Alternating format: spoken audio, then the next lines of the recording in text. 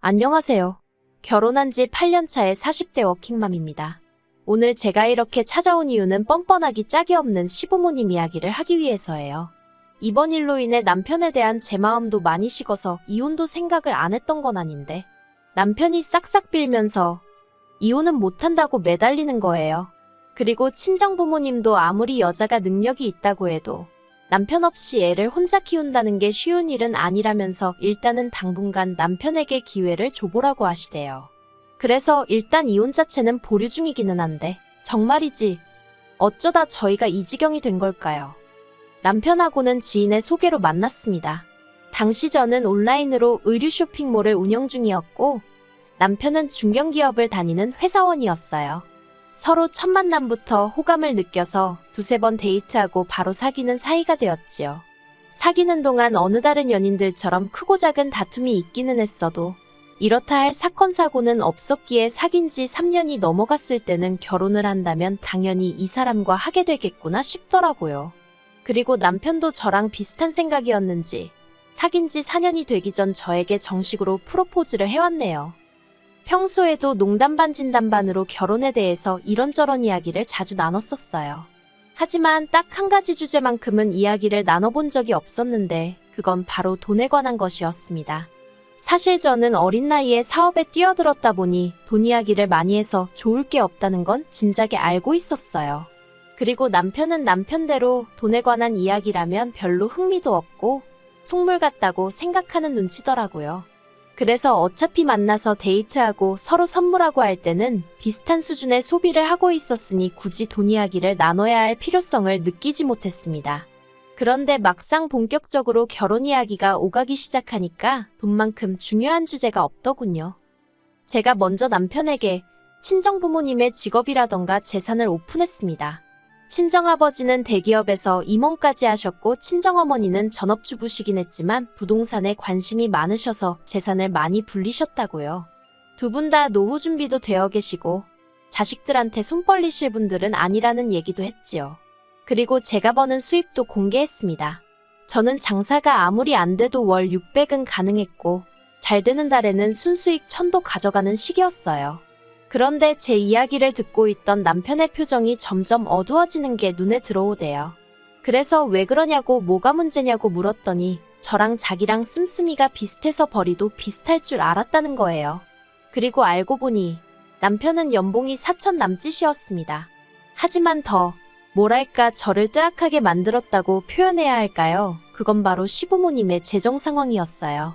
시부모님에게 재산이랄 것은 두 분이 살고 계신 아파트 한 채가 전부였습니다. 따로 남편에게 물려주실 만한 건 고사하고 당장 결혼할 때 얼마 도와주실 상황도 안 된다 하더군요. 그래서 제가 그러면 노후는 어떻게 되어 있냐고 조심스레 물었습니다. 솔직히 말해서 만약에 노후까지 준비가 되어 있지 않다고 하면 저는 그냥 이 결혼은 없던 일로 해야겠다고 생각했거든요. 그런데 남편이 하는 말이 노후만큼은 그래도 준비가 되어 있으시다대요. 나라에서 나오는 연금도 있고 사시는 아파트도 주택연금으로 받아서 쓰실 생각이라고요. 친정부모님은 경제적인 면을 제외하고는 좋은 사람이라는 제 말을 믿어주셨습니다. 그래서 큰 반대 없이 저희는 부부의연을 맺을 수 있었네요. 그리고 참고로 남편은 모아둔 돈 4천만 원과 자기가 타던 차 한 대를 가지고 말 그대로 저한테 장가왔어요. 결혼식 비용도 제가 칠 정도 남편이 3 정도 부담했고 신혼살림도 제 명의로 된 아파트에서 시작했지요. 그런데 막상 결혼을 하고 나니 시댁에 따로 돈 들어갈 일은 없을 거라던 남편의 말은 지켜지지 않았습니다. 신혼여행에서 돌아온 날 시댁에 인사를 드리러 갔을 때였어요. 일단 저희 신혼여행지는 하와이였는데 솔직히 이것도 거의 제가 부담한 거나 마찬가지였거든요. 비행기는 제 마일리지로 탔고 호텔도 제 카드로 결제했으니까요. 남편이 식비라던가 그런 걸 좀 내긴 했지만 아무튼 목돈 들어가는 건 다 제가 해결했어요. 그리고 그래서인지 남편이 장인 장모님 드릴 기념품만 사면 된다면서 자기 부모님 건 안 챙겨도 된다고 하대요. 그런데 어떻게 그럴 수가 있겠어요? 그래서 친정 부모님 드릴 선물하고 똑같이 시부모님 선물도 준비했습니다. 그런데 시댁에 도착하자 어머님께서 하와이는 명품이 싸다던데 왜 이런 걸 사왔냐 하시대요. 그리고 아버님께서는 이제 아들 장가도 보냈는데 용돈을 얼마나 줄라나 하셨고요. 그러니 솔직히 황당하고 어이가 없었습니다. 두 분이 속이 없으셔도 참으로 없으시구나 싶기도 했지요. 그렇지만 남편도 저도 벌이가 나쁘지 않았으니 한 달에 30만 원씩 보내드리는 걸로 이야기가 됐어요. 제가 친정에도 똑같이 드리겠다 하니까 남편도 좋다고 했고요. 솔직히 친정부모님은 저한테 30만 원 안 받아도 그만이신 분들이셨고 그 이상으로 오히려 저에게 더해주실 분들이셨지만 그냥 왜인지 시부모님만 챙겨드리는 것도 아니다 싶어서 그렇게 하자고 했지요. 한편 매달 보내드리는 용돈도 시부모님 입장에선 성에 차지 않으셨나 봐요. 언젠가부터 하나둘씩 이것저것 바라시는 게 늘어나기 시작했거든요.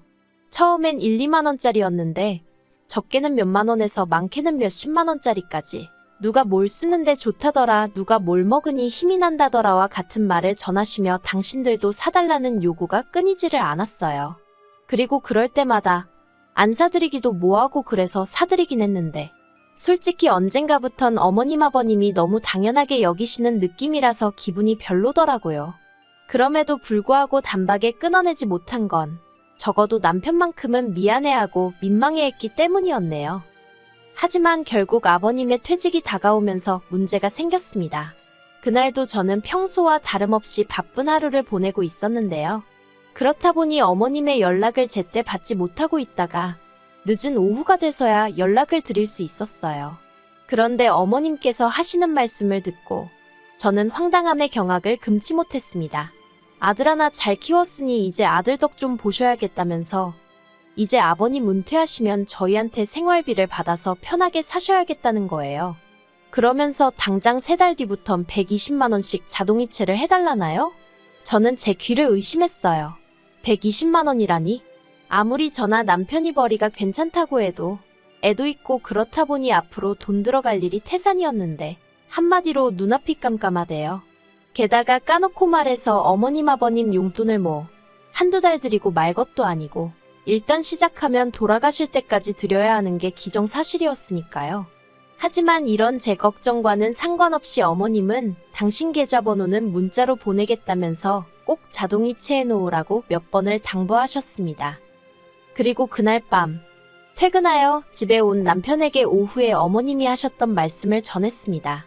남편더러 알고 있었냐니까 자기도 전혀 몰랐다면서 당혹스러움을 감추지 못하대요. 그래서 제가 남편더러 시댁에 120만 원을 드리면 친정에도 120만 원을 드려야 하고 그러면 총 240만 원이다. 240만 원이면 당신 월급에서 당신 용돈 빼고 전부 다 그냥 나가는 거다. 너무 빠듯해서 그렇게는 못 드릴 것 같다고 했어요. 그랬더니 남편이 제 말이 맞다 하면서도 한다는 소리가 지금도 생각하니까 또 짜증이 나네요. 남편이 장인 장모님은 돈도 많으신데 120만 원씩이나 드릴 필요가 있냐는 거예요. 자기 부모님만 드리면 크게 부담되는 금액은 아니지 않냐면서 그냥 시댁만 챙겨드리면 되지 않냐는 겁니다. 그래서 제가 말도 안 되는 소리 좀 하지 말라 했어요. 시댁과 친정은 항상 똑같이 챙겨드리기로 했던 거 잊었냐고요.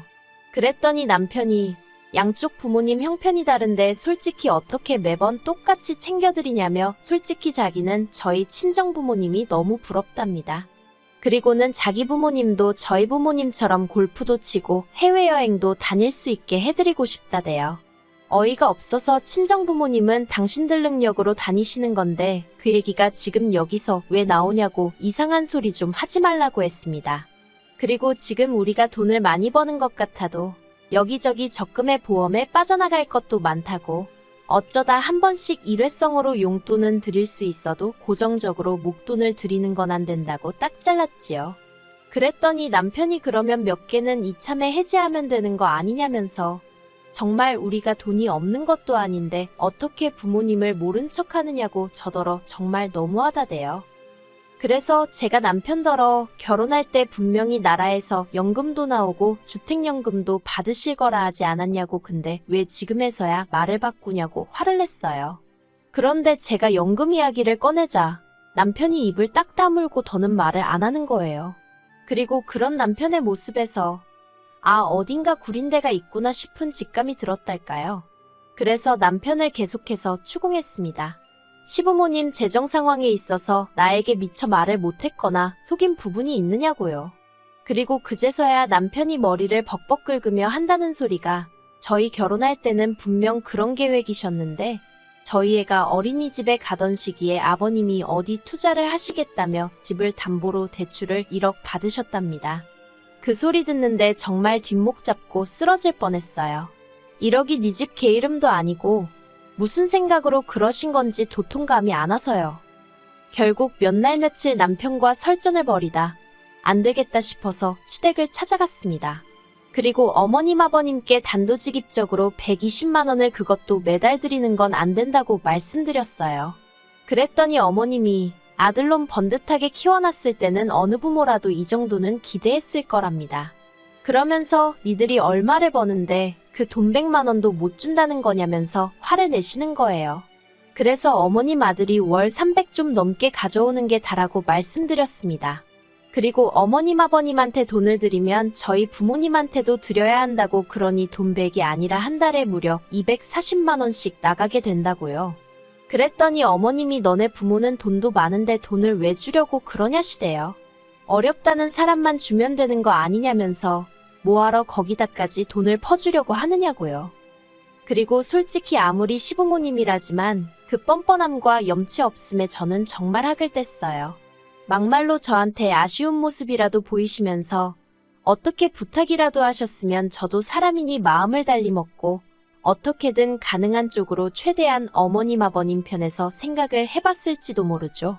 하지만 이건 뭐 누가 보면 어머님 아버님이 저한테 돈이라도 맡겨놓은 줄 알겠더라니까요. 결국 저는 남편과 합의를 봤습니다. 생활비와 아이양육비 명목으로 200만 원을 각자 각출하고 나머지 수입은 알아서 따로 관리하자고요. 저더러 너무한다는 남편에게 너무한 건 내가 아니고 당신 부모님이니까 나를 원망하지 말라고 했어요. 그랬더니 자기도 뭐라 할 말이 없는지 반박은 못하고 궁시렁거리기만 하대요. 하지만 그러던지 말던지 더는 제 알바가 아니었지요. 저는 오히려 그렇게 생활비를 각출하고 나니까 여유가 생겨서 그전에는 돈 아까워 사지 못했던 브랜드 옷도 사입고 친구들 만나서 기분 좋게 밥도 한 끼씩 살 수 있어 좋았거든요.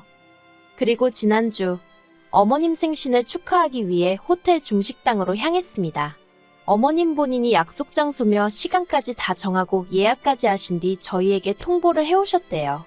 혹시나 해서 찾아보니 인당 25만 원짜리 식당이었습니다. 어이가 없었지만 저보다 남편이 더 황당해하대요. 그도 그럴 것이 저야 제 몫만 지출하면 됐지만 남편은 3명분 즉 75만 원의 창가 쪽 뷰를 선점했다는 이유로 5만 원이 추가된 80만 원을 내야 하는 상황이었거든요. 식사가 시작되자 어머님은 제게 그나저나 왜 이렇게 양손이 가벼워 보이냐며 두둑 한 봉투로 대신 가져왔냐고 물으셨어요. 그래서 제가 어머님께 남편에게 못 들으셨냐고 이제 양가 부모님 생신이라던가 명절은 각자 알아서 챙기기로 했다고 말씀드렸지요. 그리고는 남편더러 뭐 챙겨온 거 없냐고 웃으며 물었거든요. 그랬더니 남편이 저를 잠깐 노려보더니 주섬주섬 품 안에서 봉투 하나를 꺼내서 어머님께 드리더라고요. 그리고 저희 어머님의 전매 특허 앞에서 대놓고 봉투 열어보기를 선보이셨습니다. 그런데 어머님 안색이 갑자기 어두워지더니 이게 다냐며 짜증 섞인 목소리를 내셨어요. 그래서 얼만가 했더니 세상에 남편이 달랑 5만 원짜리 2장을 넣었던 모양입니다. 그러자 남편은 남편대로 돈이 없는데 어떡하냐며 짜증을 내더라고요. 그리고는 덧붙이기를 식당은 또 왜 이렇게 비싼 대로 했냐면서 이건 엄마 마음대로 정한 거니 엄마가 네 그러는 게 아니겠어요? 하이고 전에 싸울 때는 아주 어머님 아버님 안쓰러워 어쩔 줄을 몰라 하길래 효자납셨다 싶더니만 돈 80만 원 앞에서 무너질 줄은 몰랐죠. 그리고 그제서야 상황 파악이 되신 건지 어머님이 이게 다 무슨 일이냐며 어떻게 부부가 돈 관리를 따로 하느냐고 화를 내셨습니다. 저더러 아주 이기적이라며 그럴 거면 결혼은 못하러 했냐는 거예요. 그리고 저도 더는 참고만 있어선 안 되겠다 싶대요. 제가 어머님더러 저도 이럴 줄 알았으면 결혼 안 할 걸 그랬다고 그랬습니다. 그리고는 애만 아니면 어머님께 저 사람 돌려드리고 싶은 심정이라고 한마디 해버렸지요. 그리고 그렇게 집에 돌아오자 남편이 정말 언제까지 이럴 작정이냐입니다. 그래서 제가 남편더러 나는 누구처럼 공수표 날리고 그런 사람이 아닌 거 모르냐 했어요. 그리고는 오늘 어머님 아버님 태도를 보아하니 두 분이 달라지실 기미는 전혀 없어 보이고 당신하고 같이 살아서 나한테 득될 것도 없어 보인다 했습니다. 그랬더니 남편이 눈을 동그랗게 뜨더니 그게 무슨 소리냐며 설마 이혼하잔 소리냐며 그렇게는 못한대요. 그러더니 급기야 자기는 이제 제가 어머님 아버님한테 용돈을 드리던지 말던지 일절 신경 쓰지 않을 거고 간섭도 안 할 거고 아예 관심을 끊겠다면서 저더러 이혼만은 얘기하지 말라며 애걸복걸 난리도 아니더라고요. 그래서 일단은 이혼은 하지 않기로 했어요. 그리고 남편은 예전처럼 저더러 경제권을 가져가라 했지만 그것도 가져오지 않기로 했습니다. 그저 당분간은 어머님 아버님한테는 어떻게 하는지 저와 애한테는 어떻게 하는지 돈 관리는 어떻게 하는지 전부 다 지켜보려고요. 한 1년쯤 두고 보고 영 글렀다 싶으면 그때는 정말 더는 기회고나 발이고 그냥 이혼할 생각입니다. 아 그리고 어머님 아버님은 저더러 괘씸하네 어쩌네 하시며 난리셨는데 그래도 그건 남편이 나서서 해결했어요. 남편이 이러다 자기 이혼당하면 어쩔 거냐며 어머님한테 아주 쌩난 일을 친 모양이더라고요. 진작에 중간에서 역할 좀 똑바로 하지. 뭐 지금이라도 일단은 정신을 좀 차린 것 같으니 다행이다 싶지만 그래도 두고 봐야겠지요. 그리고 어머님 아버님께는 죄송한 마음은 전혀 없습니다. 거진 10년간 저는 저대로 최선을 다했고 다른 집 며느리들하고 비교하셔도 어디 꿀릴 데 없이 잘했다고 생각하거든요. 그래서 지금 후회도 없고 오히려 홀가분할 뿐이네요.